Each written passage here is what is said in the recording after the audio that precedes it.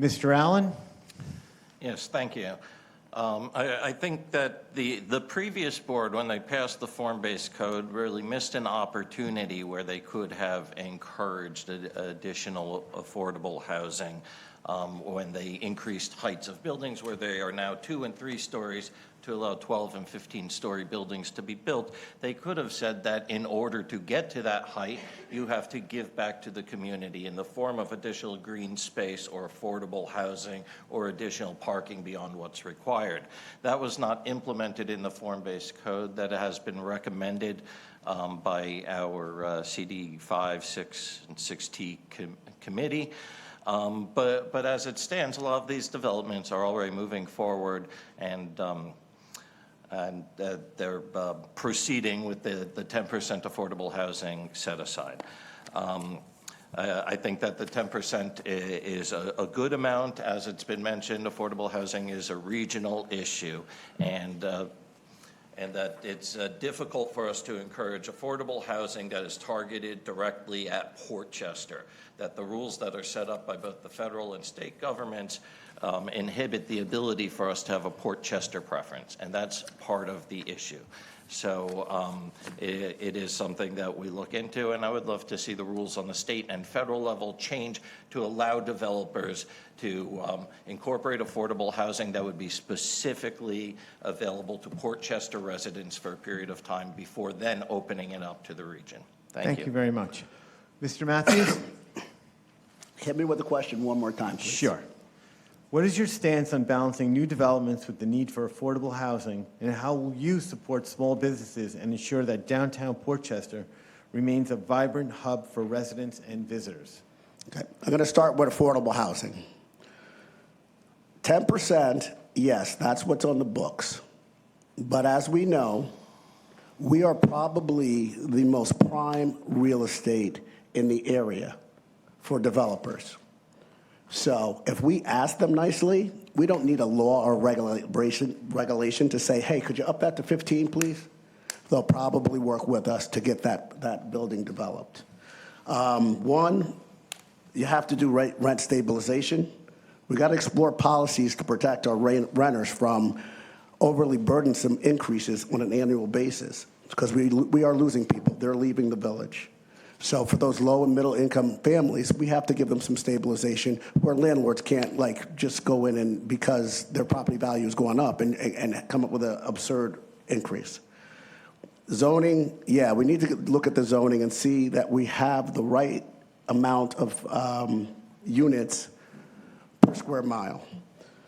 The economic revitalization in downtown supporting loan business, I'll be as fast as I can.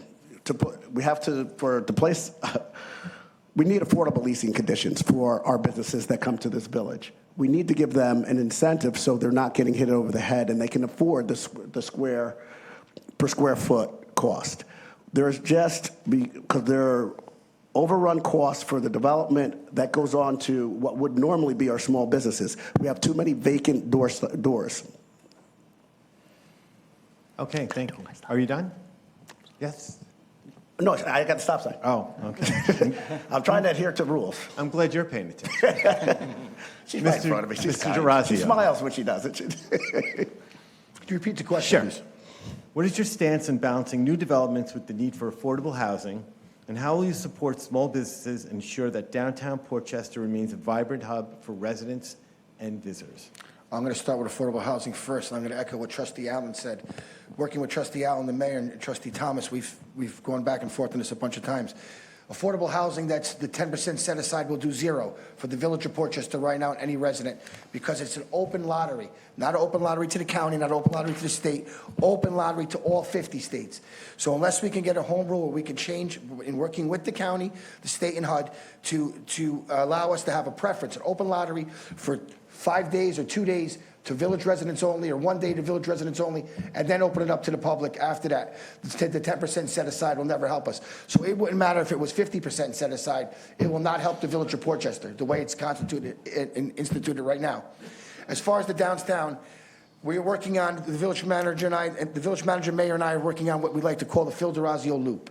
This is a loop that it's designed to bring foot traffic from the Capitol Theater down to the waterfront, through the train station, down to the trestle and back, exploring our new shops that are going to come with new development.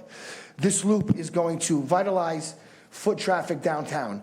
And in doing so, it's going to open up, if you have to park, you're going to know. It's going to all be illuminated. You're going to know if you're going to park, where you're going, from the Capitol Theater, all through Main Street, to the trestle, at Mill Street, and back down to the square. The only way we can do anything on Main Street now is to find a parking spot, fight for it, and try to pay the meter and try not to get ticketed. There are 3 things you can do on Main Street right now. That's buy a phone, get your hair done, and get your nails done. Thank That's you, it. Mr. Durazio. Okay. Mr. Ford? Thank you, You're Mr. up. Hessel. On the Durazio loop, can we use a Ford when they're driving around? Absolutely. As far as affordable housing, look, Westchester County is one of the most expensive counties in America. So I would and do support a 10% set aside. As Mr. Scarola highlighted, though, when does Port Chester get a break? We've done more than our fair share in this community. We have the most affordable housing units anywhere in Westchester County. With that said, I think we also need a checkpoint, an accountability system, so that when somebody moves into a unit today, all of a sudden, they get a new job, they get raises, they're no longer in that lower income bracket. Should they still be there getting that assistance, or should that be handed on to the next person? We can't just continue to add more and more and more. We need an accountability system. As far as the downtown, yes, we want our downtown to be vibrant. I have to be honest, I don't go down there much. There's a few places that I visit. I would love to be down there more often, just like our surrounding communities. With that said, developers have been very supportive of our existing businesses, and I will continue to ensure that they work with them and help them moving locations temporarily and have first right of refusal on the new space when they come open those buildings.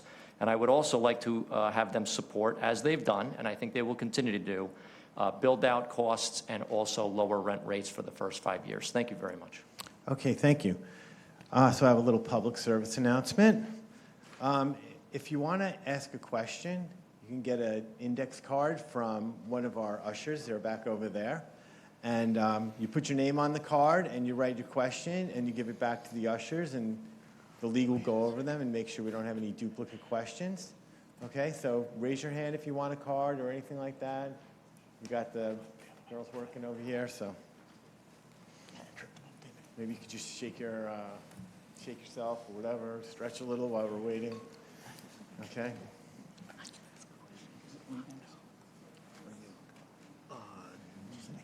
Did she go first last time? Did we give out a few cards? Maybe one. Oh, we got one or two back here. Wait a second. Okay. Are you guys ready for the 5th question? Okay, let's go. Ready and able. Let's see. Last one we started with Ms. Dundon, so now we're going to Mr. Abel is going to be the first one. This is the last of the league questions. How would you balance growth with preserving the village's character? Do you support changing the form-based zoning laws to limit the height and size of the buildings in downtown? What size height do you think is appropriate in the downtown? And that's to you, Mr. Abel, Okay, so to begin with. I'd like to just say that if we had wide streets in Port Chester, then the heights could be higher, but we're going to end up with a community of 8-story buildings or 15-story buildings, and the only time you could plant a tree that will live is it'll only get sun at high noon. So I just think that downtown, the heights need to, I mean, right now I think it's set to 6, okay? I just think that looking at other parts of the community where it's 15 stories and 12 stories, that creates a problem where the streets aren't wide enough. Now, if you look at Westchester Avenue, and you look at the buildings there that are 6 and 8 stories tall, they all have setbacks. So they don't look that tall when you're driving down Westchester Avenue. Main Street, it's a whole nother ballgame, and Broad Street in that area. As you build up, it gets too tall. I think what makes a community is that it doesn't look like Manhattan. Well, if we had those Manhattan problems or non-problems, then that would be fine. Or to look like the Bronx or Mount Vernon. I think we're losing our local village look. Okay, thank you. Mr. Scarola? Thank you. I wouldn't be favorable to reopen the entire form-based code. That's a very large exercise. It's a significant exercise. That's a costly exercise. I would be open to considering relatively minor changes to the code with respect to some of the heights. I think the 6 stories right now in the downtown, I think that works. I think for what the village needs, and I understand the concerns that we've heard already, but I'd be comfortable with sticking with the 6 stories. The 12 and 15 stories, I'd be open to listening to ideas. It could be studied. I would want to discuss that on a go-forward basis because we already have applicants that have made applications, gotten them approved. They've spent the money. They've invested the money in the village. It goes to the theme of continuity and stability, so you don't want to give the development community whiplash by changing things every 3 months. So I would be open to discussing the 12 or 15-story height topics on a go-forward basis, and not only that, and also reevaluating some of the properties within those respective zones to make sure it's a better fit in terms of the boundaries of the zones. Thank you. Okay, thank you. Mr. Hoag? Yes. As a planning commissioner, past architectural review board chairman, and as a designer, I have always looked big picture at the village. Whenever an application comes in front of us in the planning commission, I'm sure Mr. Scarola can attribute to what I'm saying. I'm very outspoken when it comes to look, feel, how buildings or developments are happening next to other developments. I feel that there has been a disconnect. There was such a want and need to get development into Port Chester, which it needed it. I think that things were rushed. And because things were rushed, things are happening now that have put certain aspects of what we're talking about now a little bit out of our control. As Mr. Scarola said, I would also be open to relooking at the way things are being done now, but precedents have been set, and it's hard to go back once things are going forward like this. I mean, we are having an unprecedented 20, 25-year build-out happening within a 3 to 5 year period, which is, wow. So yes, I always want to have that feel, that local feel of Port Chester, and I am open to looking at other alternatives. Okay, thank you. Ms. Nwalagari? Okay, so I agree that we need to keep the historical face in Port Chester. That was one of my my reasons to run for trustee, and I'm going to repeat that. I am committed to smart development that respects our history while planning a sustainable future. And it's a hard work, but I think it can be done. We need more trees in our community. I love to see trees in our community. We need more green spaces, and it's going to help us a lot. Sometimes we don't focus on those little details, but it's important to have more trees in our community, and it brings beauty to Port Chester. And we need to continue maintaining the history of our village. And I agree with the development, but we need to be very careful and see how we're going to do this, how maintaining the history of our village without focusing on too much buildings like 12-story building. I don't agree with that. Thank you. Okay, thank you. Mr. Allen? Could you please repeat the question? Sure. How would you balance growth with preserving the village character? Do you support changing the form-based zoning laws to limit the height and size of the buildings in the downtown? What size height do you think is appropriate in the downtown? Thank you. When I ran 3 years ago, I was clear about the fact that I think that the form-based code creates heights that are too high, too dense. As Mr. Abel had mentioned, we have narrow streets. There's not much you can do about that. You know, we've had issues with water infrastructure, and you can build larger pipes, but we can't widen the streets, at least not with the code we passed. I think that the 12 and 15-story heights are excessive for our village.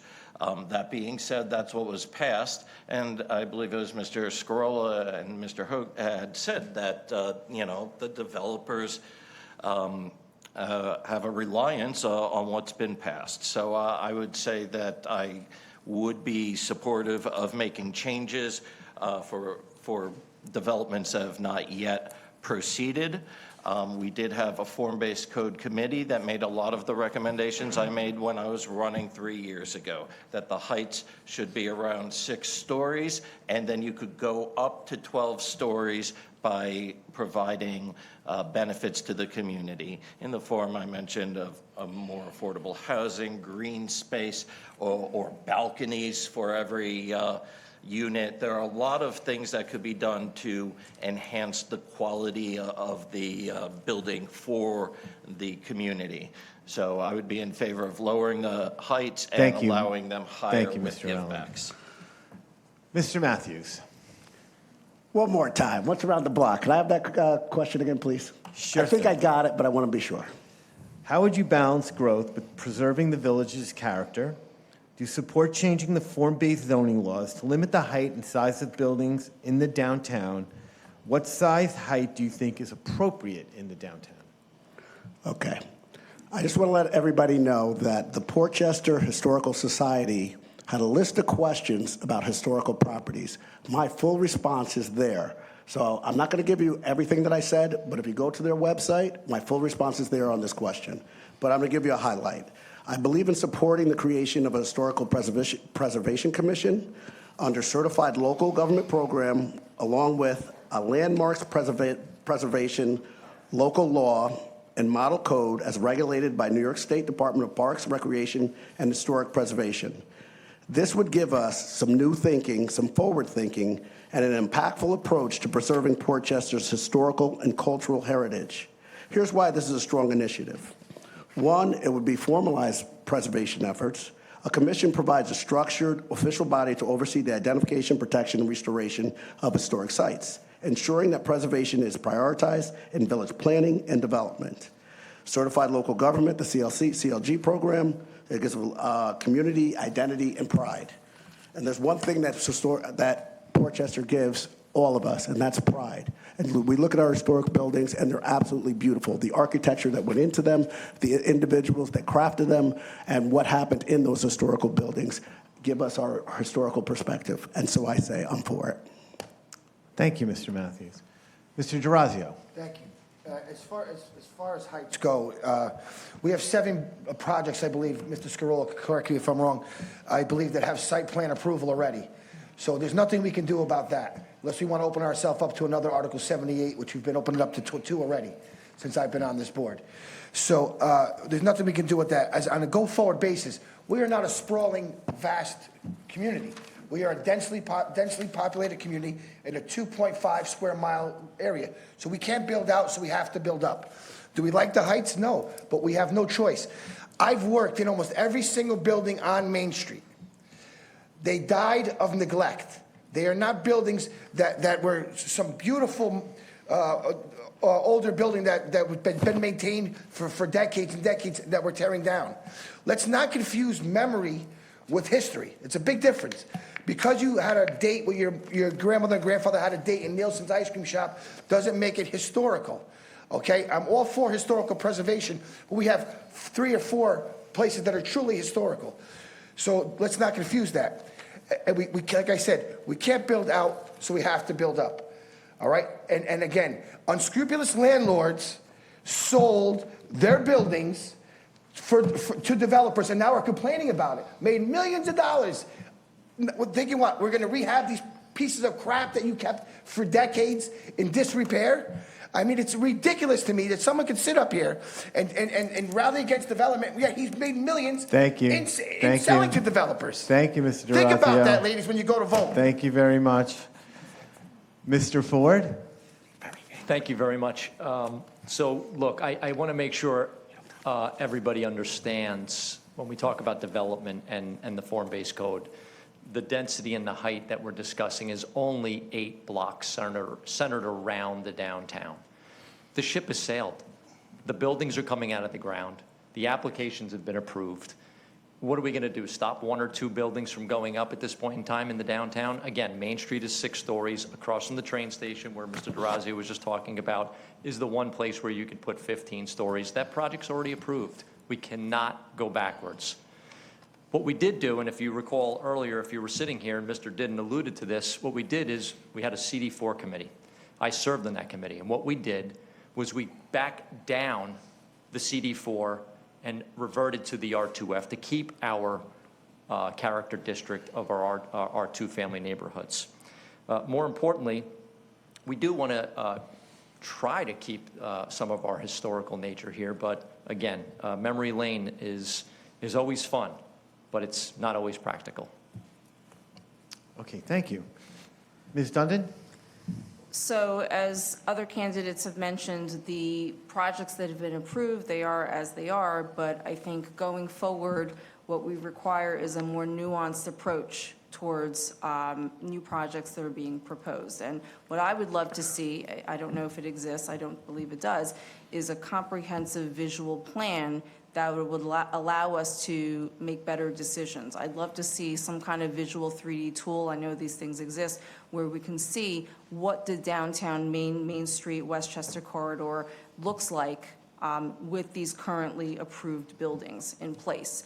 And that would allow the board to make more informed decisions going forward to say, for example, if we already have one high-rise project with a very ultra-modern glass facade, how many of those do we need? So any incoming projects in the future, perhaps we put a cap on those types of aesthetics, if you will. That also speaks to, I think, the need for resurrecting the ARB.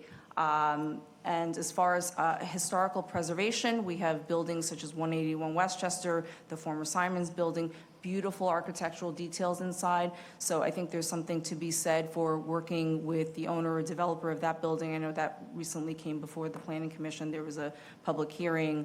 We don't want to displace all of the tenants who have been there for a long time, but I think partnering with the developer owner to explore some possibilities for preserving that beautiful building, but also making it viable for the future. Thank you, Ms. Dundon.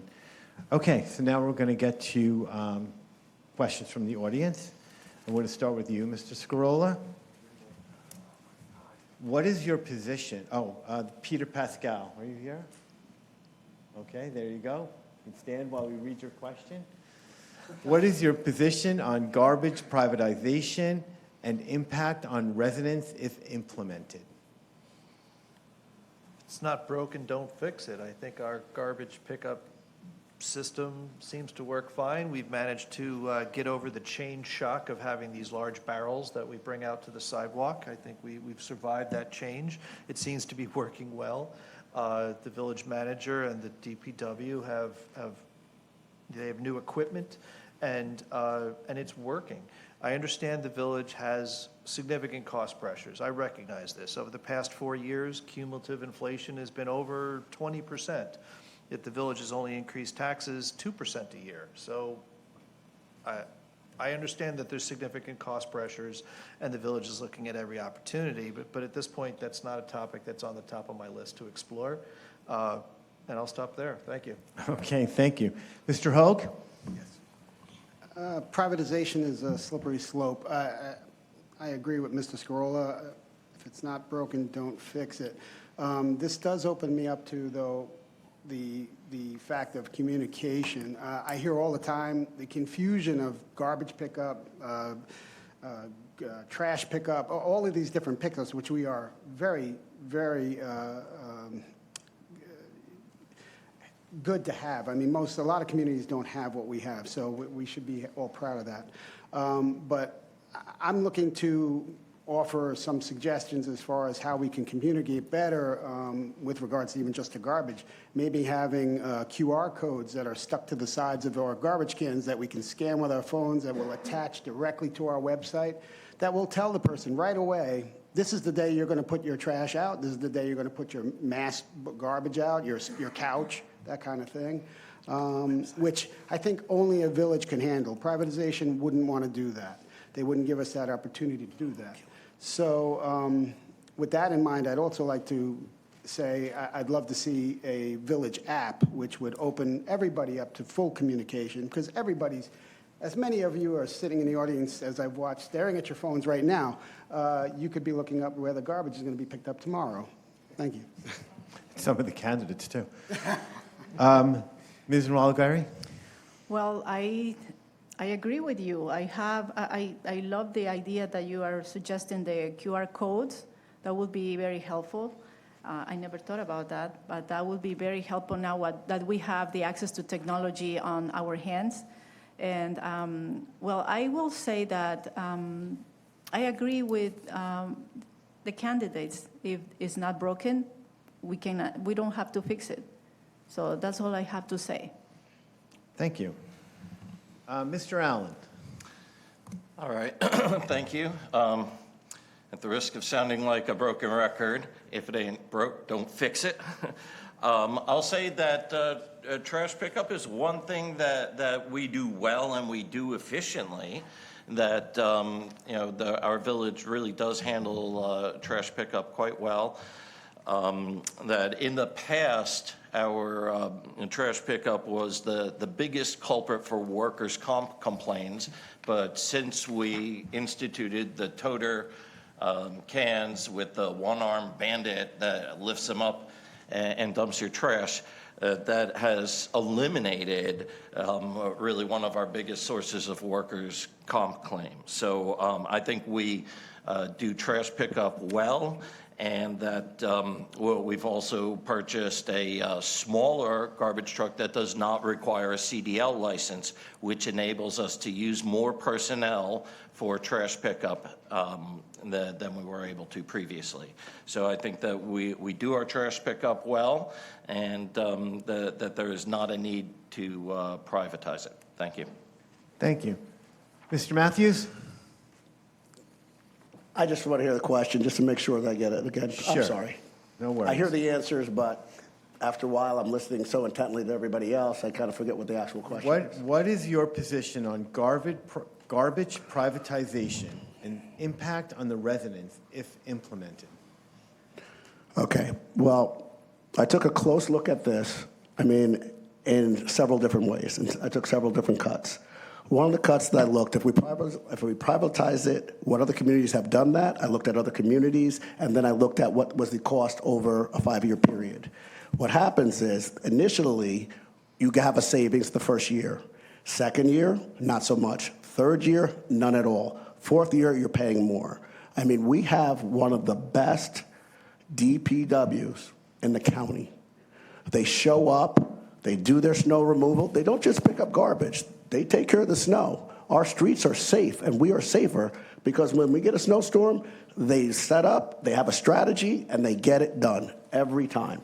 So I'm not willing to give them up at this point because they're doing too good of a job, and they're dedicated. Okay, thank you, Mr. Matthews. Mr. DeRazio? I can make this very simple, never going to happen. We'd be fools to get rid of the DPW that we have now. These men and women are amazing. Trustee Allen, the mayor, myself, would never let it happen if we were on the board. It's a ridiculous, on its face, it's a ridiculous question. Never going to happen. It's just not going to happen. Okay. Mr. Ford? Is it a yes or a no? You can answer it any way you'd like. So the answer is no, I would not privatize it. I want to just take the time in a minute to say thank you to all of our DPW staff. They do an amazing job. It's not just garbage, it's recycling, it's bulk pickup once a week as well. So no, that is something that Port Chester prides itself in having such a wonderful DPW department. So it's staying. Thank you. Okay, thank you. Ms. Dundon? I also see no reason at this time to change our current system. We have a wonderful, courteous, professional DPW staff, and I look forward to continuing having to have them as part of the village staff. Okay, and Mr. Abel. Yeah, as someone who watches other governments besides our own, I would never privatize our garbage. Rye Brook did, or had, and they had a catastrophe there when their carting company closed down, and they had to find somebody new. And I just think having it in-house is the way to do it. And they're good, the people who work there are fantastic, and we should keep it the way that it is. Okay, thank you very much. We got another audience question here. It's from, and you can stand up, homeowner? Okay, very good. And we're starting with you, Mr. Hoag. With all the new development, is it safe to only have a volunteer fire department? That's a good question. Again, falling on my planning commissioner hat, we always look to the fire department when we're assessing different applications, and we've had our concerns, and we voiced them very loudly. And past chiefs have said, you know, there are certain aspects of the buildings going up that are possibly unsafe, and we need training. We need that, which goes back to the mayoral debate. They spoke of training. I think we do need more training, absolutely. I'm not a fireman. I've never been a fireman, so I don't actually know the laws surrounding fire departments and apparatus and such. But I would say that, I mean, one of my first thoughts was, okay, we've got a 15-story building and a ladder that only goes, I believe, 10 or 11 stories. How do you mitigate that? So I have my fears, too. But I think if we keep going in the direction we're going with the way, again, the mayoral debate went and people are talking about more training, I think we'll be okay. Okay, thank you, Mr. Hoag. Ms. Nolagari? I am going to be agree with the training. It's always better to know than not to just to stay there. We should improve ourselves all the time. That's what I advocate, because I am thinking myself, like, God forbid something happen in those buildings, so how our fire department is prepared. And I honestly don't have the answer right now, but this is something serious that we need to think about, because we are having a lot of buildings in our community, and I'm not really sure if we are preparing our fire department in the right direction. I'm not saying that they are not doing a great job right now. They are doing a great job right now as of today. But looking forward, the situations that we're growing, these developments in our community. So we need to prepare for those times too. Thank you. Thank you. Mr. Allen? All right, thank you. The question was, is it safe with the taller buildings to have a fully volunteer fire department? I'll say that this is an area where I'm not a firefighter, and I typically defer to the experts. Both the fire department as well as our village manager actually has a lot of experience in firematic operations, and that's an actual word, firematic. But I'll say that we have one of the greatest volunteer fire departments. I think earlier it was said in the state and the country. I'll say we have the best volunteers in the world. We have very dedicated folks that we have recently worked to codify some of the training that was the training that the state says the fire department should have. So we codified some of the training requirements, and we have a very well-trained fire department. They are getting training in the rescues, the high building rescues, and they have gotten new equipment to facilitate, with the operations on the tall buildings, which I believe is largely descending, rappelling equipment, that because the ladders don't go high enough, rescues will oftentimes have to occur from the roof. But our department is ready, and if at some point it's recommended that we need to go to a paid department, I defer to experts. Thank you, Mr. Allen. Mr. Matthews. Okay.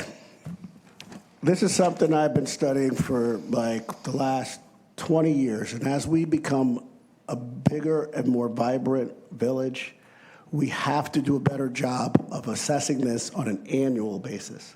It's not like we have to think that there's going to come a time where we're going to need to have paid firemen. Do we have the best volunteers? Yes, we do. Are they dedicated? Yes. Are they trained? No. They are trained somewhat, but not sufficiently.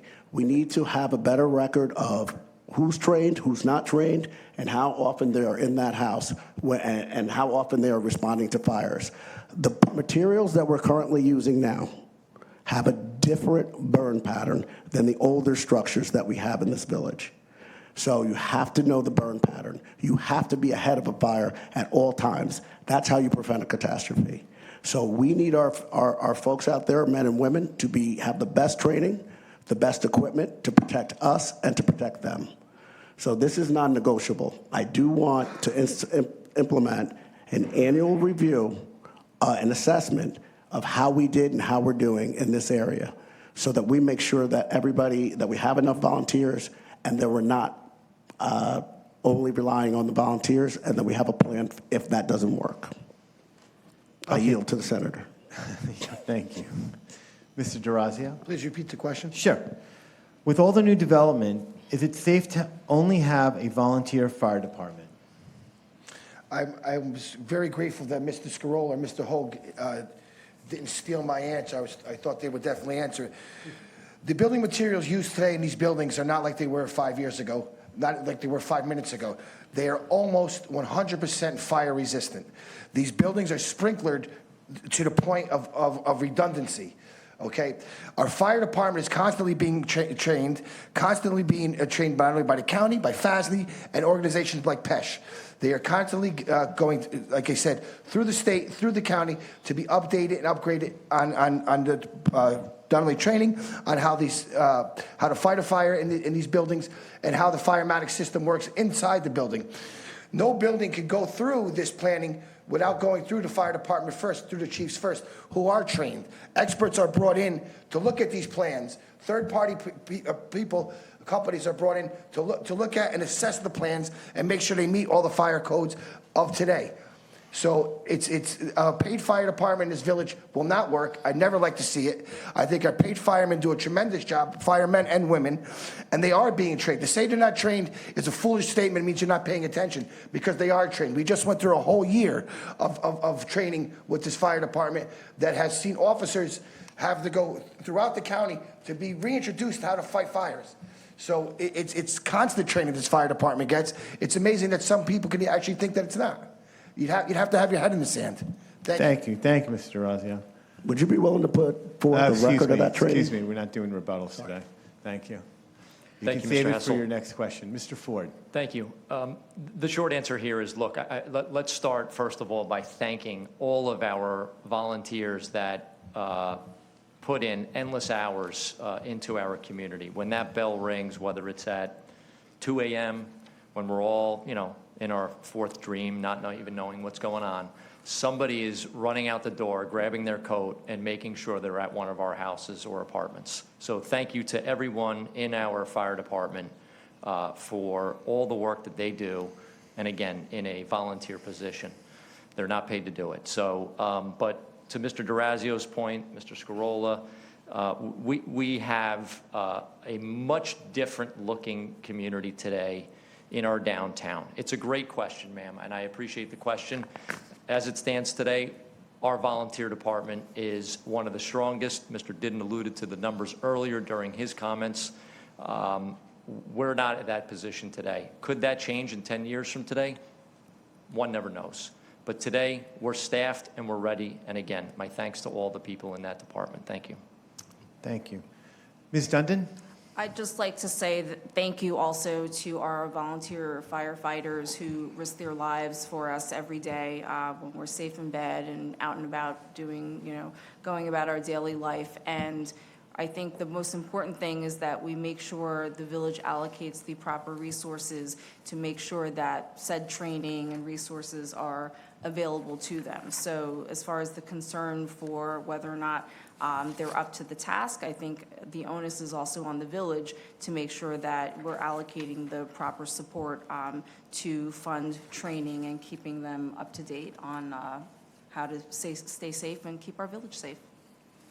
Okay, thank you. Mr. Abel? We have a fantastic fire department, and they are volunteers, and they are risking their lives every time they go on a call. And they're volunteers. They don't get paid. And to me, that's like the ultimate volunteer. And I just think that yes, the board needs to pay for as much training as they need, that there's never enough training and they can't ever be overtrained, but it's not up to the volunteers. They have to be appreciated. Now, everybody's been talking around what the real issue is the battle going on in the fire department between overtraining and stuff. It comes down to pretty much the older volunteers versus the younger volunteers. Having a schism within our fire department is not good. And I just think that that's something that needs to be overcome. And this was a major event in Port Chester. Thank you. Thank you very much. Mr. Scarola? Thank you. On this question, I get to go last, so I'm going to have to thank Deputy Mayor Phil D'Orazio for actually answering most of it already. First, with respect to the training of the fire department, I think it's important for the public, not only from officials, currently elected officials, but also as candidates, so that there's no ambiguity. We have an extremely strong fire department. We have an all-volunteer fire department. It is a strong fire department. They are trained. The discussion last year, actually is one of the last articles before our local newspaper went out of business, was an article about, it was more of a certification challenge of clarifying the level of training that each of these individuals had, not that there was a complete deficit of training. That was not the case. With respect to these new buildings, Phil also spoke well and correctly. When these buildings go through not only the planning process, but also when they get to the building department process, they are thoroughly vetted and are thoroughly compliant with modern building codes and sprinkler systems and 6 ways to Tuesday. And all of this had been covered even before the form-based code was adopted back in 2020 with the fire department at that time. So there isn't any surprises. Heaven forbid something should happen. It's always wise to continue ongoing, continuous training, absolutely, but from a safety perspective, I believe it's safe. Thank you. Okay, thank you very much. This is our last question. We're going to start with you, Ms. Nalgueri. Port Chester is a diverse community. Given current policies, how will you ensure all residents, including our immigrant population, feel represented and supported? Oh, that's a great question. Well, I would like to say that as an immigrant, I found myself here as a home in Port Chester. This is my home. And I found myself a lot of resources. And it's not only here in Port Chester, but in the Westchester area. So if we really want to make progress, and I feel like I could invite people, experts, from around the areas that they want to share their knowledge, they want to share their expertise with us, and that's how we can continue growing. And we have to make sure everyone is included in our community. And we have to really make them feel safe, because there's a lot of people that they want to come to like these meetings, but sometimes they don't feel secure. They shared those thoughts with me. They said, I don't think I belong there. And I was one of them, and that's why I'm here to make them feel safe and then to make them feel secure and say, yes, you have a voice. And everyone, not only the immigrants, but all the community from Port Chester, from around the areas, and to come and see who we are as a town. And I want us to be a team. I want us to be united and bring all the love for the community, because I believe we can do that. Thank you. Thank you. Mr. Allen? Yes, could you repeat the question? Sure. Port Chester is a diverse community. Given current policies, how will you ensure all residents, including our immigrant population, feel represented and supported? All right, thank you. I'll start off by saying that I have always believed that in Port Chester, our strength comes from our diversity. That we have a vibrant restaurant scene that offers all different types of cuisine. That diversity really is part of what makes Port Chester special. I'll say that's also why we moved to Port Chester, that we appreciate having that diversity and that having my daughters in the dual language program where they're learning Spanish as they're going through school. So I think that diversity is our strength. I think to make sure that folks feel welcomed and included, that it's a matter of outreach, and that's always a challenge for us, especially now that we do not have a local newspaper, but we do try to reach out to the community, provide bilingual announcements and information, and I think we can always do better in reaching out and making those connections. It is a challenge, and it's something we strive to do, and to keep the restaurants, the merchants, the residents within our community. Thank you. Okay, thank you. Mr. Matthews? Well, I just happen to be one of those people that have been working with diversity initiatives for over 40 years in terms of as a human resources practitioner. I've put it in places where you'd never think it would go, like KPMG LLP. I know for a fact, Port Chester, this village was built on a couple of things. One of them was immigrants. Another thing is just people with a kindness and compassion and empathy. That's one thing that Port Chester has that our towering Greenwich doesn't have, Rye doesn't have. When something happens in this village, we all come together. It's our culture, and we're going to do everything that we can, and I know I will, to sustain that culture of being a welcoming place. You look at all the different immigrants that came here between Irish, Polish, African American, Mexican, Dominican Republic. I can't even name them all. It's not a melting pot, because we don't try to melt. We respect each other at where we walk in the door, and it's with mutual respect, and support that mutual respect is how we're going to sustain our culture that is very vibrant in terms of supporting diversity.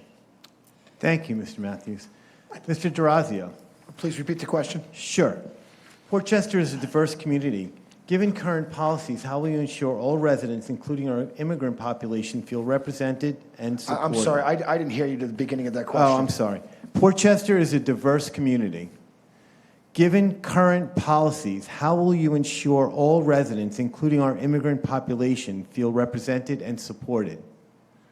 Well, just the mere fact that we have cumulative voting in this village. And it was a very unfortunate way that we came to have cumulative voting. I won't go into that. I'm sure it's going to come up over the next couple of weeks why we're where we are with that. But the whole reason we have it is to make sure that the Hispanic community isn't underrepresented on the Board of Trustees. By giving us 6 votes each, it ensures that the Hispanic community can be properly represented. And I think with our mayor, Trustee Payan, Mrs. Nalaguari, who's sitting here tonight, we've had some representation on the board of Hispanic residents. We need more. It's not just about making them feel safe on the street. It's got to start at the top. If they can see that they're represented at the top level, they can realize that they can strive to do what they want in this village as well, and be represented. I mean, let's not forget that in the 20s and 30s, the Italians were looked at the same way that the Hispanic communities looked at.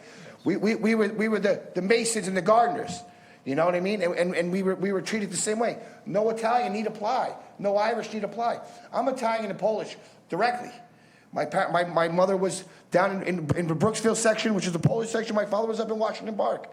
So we've been built and dealing with diversity since day one. Since day one. Since we stole this land, we've been dealing with diversity. So the bottom line is, with cumulative voting, the Hispanic community has a very fair chance to be represented, and I look forward to seeing more Hispanic residents run for office. Thank you, Mr. DeRosio. Mr. Ford. Thank you.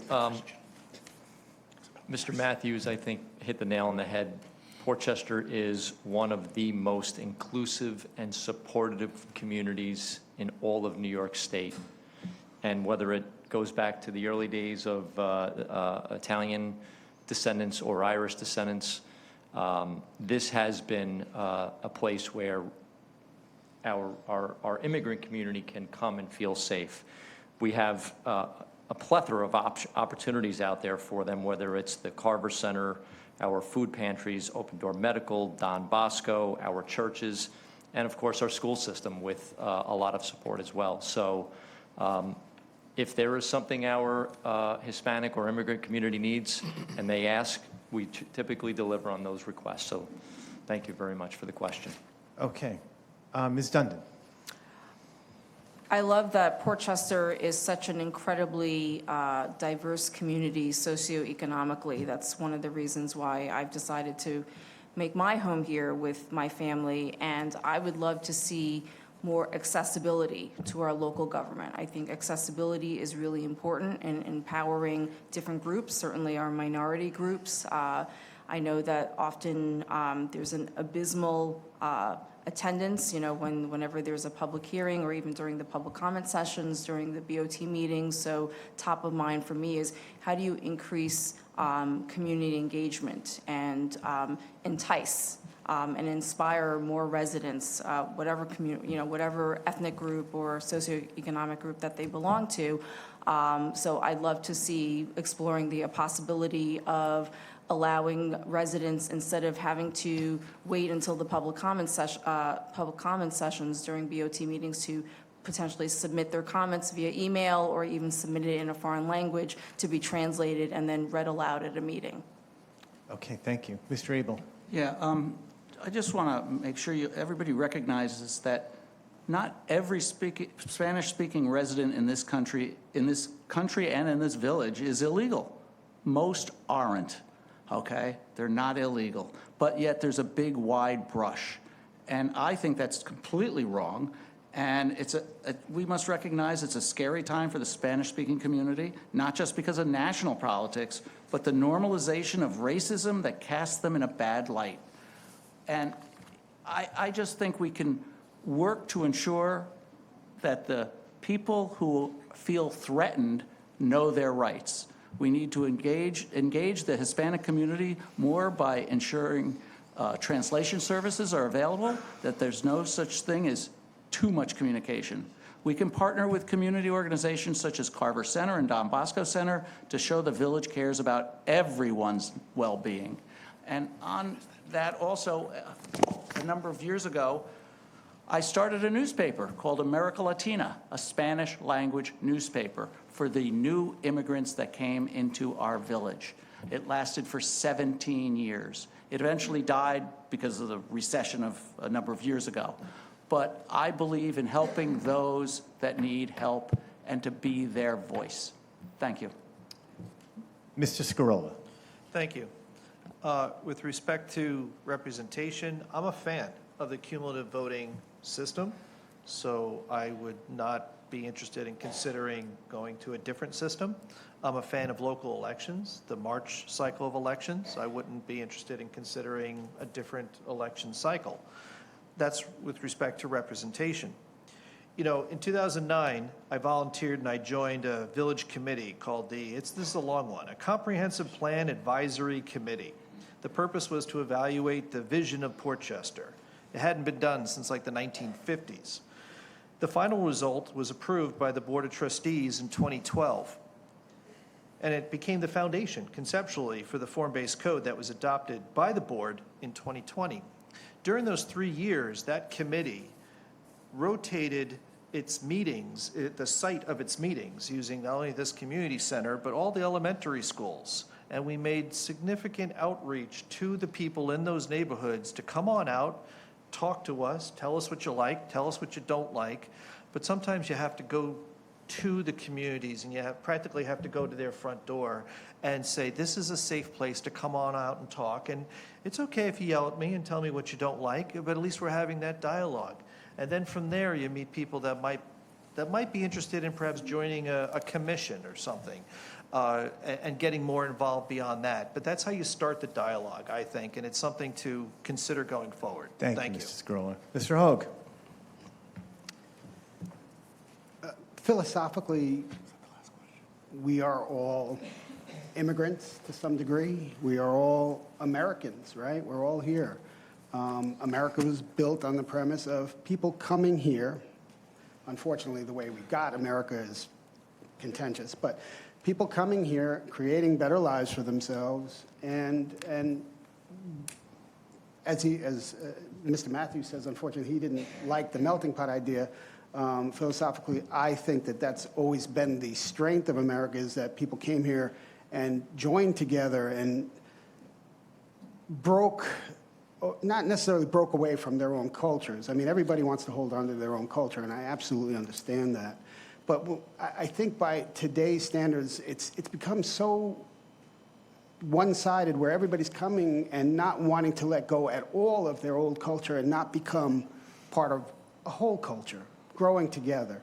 That's the way I see it. I see Port Chester as not necessarily diverse. I just see it as Port Chester. I see people as people.